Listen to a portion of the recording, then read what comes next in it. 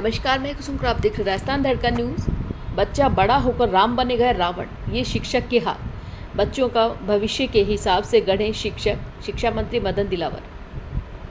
Devpura Banjara school को उच्च माध्यमिक में क्रमोन्नत किया। संस्कृत विषय के अध्यापक के पद सृजित करने के निर्देश। शिक्षा मंत्री मदन दिलावर ने कहा कि बच्चे का भविष्य कैसा होगा ये स्कूल के शिक्षकों के हाथ में है। स्कूल में शिक्षक यदि अच्छा पढ़ाता है, बच्चों को अच्छे संस्कार देता है, तो वह बड़ा होकर आदर्श नागरिक बनेगा। लेकिन यदि शिक्षक अपने कर्तव्य में लापरवाही करता है तो बच्चों को नुकसान होता है। बच्चे कच्ची मिट्टी की तरह होते हैं, वो बड़ा होकर राम जैसा बनेगा या रावण की तरह होगा, ये शिक्षक पर निर्भर करता है। शिक्षकों को अपनी जिम्मेदारी समझनी चाहिए। दिलावर आज यहाँ अंता में माध्यमिक महात्मा गांधी उच्च माध्यमिक विद्यालय रातड़िया में आयोजित पुस्तकालय कक्ष के लोकार्पण अवसर पर बोले। शिक्षा मंत्री ने कहा कि सरकार का विशेष जोर प्रदेश में गुणवत्तापूर्ण शिक्षा प्रदान करने पर है। इसके लिए लगातार सरकार प्रयास कर रही है। हमने प्रदेश के सभी 970 महात्मा गांधी विद्यालय में विज्ञान संकाय प्रारंभ कर दिए हैं, ताकि बच्चों को विज्ञान विषय के अध्ययन के लिए दूर नहीं जाना पड़े। हर छात्र को गुणवत्तापूर्ण शिक्षा उपलब्ध करने के उद्देश्य को लेकर प्रदेश के 96 उच्च माध्यमिक विद्यालयों को सीधे ही उच्च माध्यमिक विद्यालय में क्रमोन्नत कर दिया गया है। 99 विद्यालय में अतिरिक्त संकाय खोलने के आदेश जारी कर दिए गए। ऐसा पहली बार हुआ है जब सत्र में प्रथम दिन ही विद्यालय क्रमोन्नत करने और संकाय खोलने का आदेश जारी हुआ है। 11,576 शिक्षकों को महात्मा गांधी स्कूलों में लगाया गया ताकि बच्चों की शिक्षा प्रभावित न हो। शीघ्र ही शेष रिक्त पदों को भी भर दिया जाएगा। इससे पूर्व शिक्षा मंत्री ने विद्यालय में नवनिर्मित पुस्तकालय एवं वाचनालय भवन का लोकार्पण किया। यहां उपस्थित बच्चों से वार्ता भी की। इसके बाद विद्यालय परिसर में पौधारोपण किया गया तथा स्कूल भवन में लगाए गए सीसीटीवी कैमरों का भी लोकार्पण किया गया। शिक्षा मंत्री दिलावर ने इस अवसर पर दानदाताओं का भी सम्मान किया।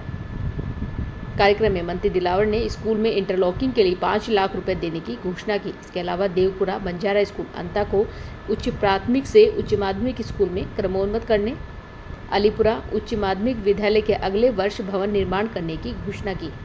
साथ ही पटुंदा स्कूल में संस्कृत विषय के अध्यापक लगाने के लिए पद सृजित करने के प्रस्ताव बनाकर भेजने के लिए निर्देश मुख्य जिला शिक्षा अधिकारी 12 को दिए। इसके अलावा इसी विद्यालय में उर्दू विषय के विद्यार्थी नहीं होने के कारण पदस्थापित उर्दू विषय के शिक्षक को तत्काल रिलीव करने के आदेश दिए। Bureau report Firoz Khan. Sir, शिक्षा के क्षेत्र में नवाचार किस तरह से हो रहा है? जो हमने काम किया है, जो नवाचार की बात कर रहे हैं आप, इससे पता चल गया होगा कि इस बार परीक्षा परिणाम हमारे निजी विद्यालय से बेहतर रहे हैं। हमने एक काम तो ये किया कि जो सत्रांक होते हैं, जैसे कि कोई सब्जेक्ट होता है उसका 100 अंकों का पेपर होता है, उसमें 20% सत्रांक होते हैं।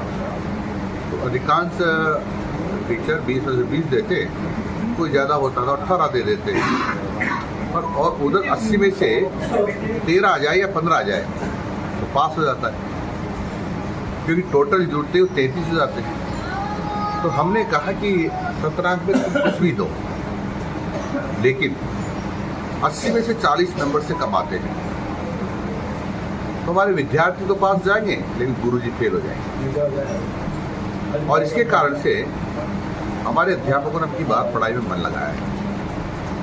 उसका एक कारण रहा है, उसका प्रतिफल ये हुआ कि परीक्षा का परिणाम अच्छा रहा है। दूसरा है कि इस विद्यालयों में कई अध्यापक वीरू जी की पूजा करने के नाम पर, बालाजी की पूजा करने के नाम पर, नमाज पढ़ने के नाम पर स्कूल सर्विस स्कूल छोड़ जाया करते हैं। हमने इस पर पूरी तरह से पाबंदी लगा दी। कोई भी वीरू जी की पूजा करने के नाम पर, बालाजी की पूजा करने और नमाज पढ़ने के नाम पर स्कूल नहीं छोड़ेगा। केवल शैक्षिक गतिविधियों ही करेगा, स्कूल में ही करेगा, बाहर नहीं होगा।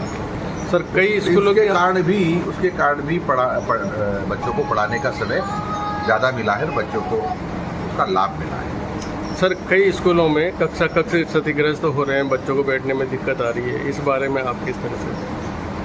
देखो, ये सतत प्रक्रिया है कि जो पुराने मकान कमरे बने होंगे वह खराब भी होते हैं, खराबते भी हैं, और हम सतत रूप से उसका मरम्मत भी कराते रहते हैं। इस बार भी हमने काफ़ी विद्यालयों के लिए 2-2 लाख रुपए दिए थे ताकि उनकी मरम्मत हो जाए।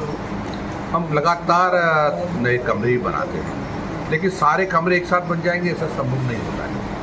हम चरणबद्ध तरीके से कोशिशें करते हैं कोई भी कमरा ऐसा न रहे जो क्षतिग्रस्त हो।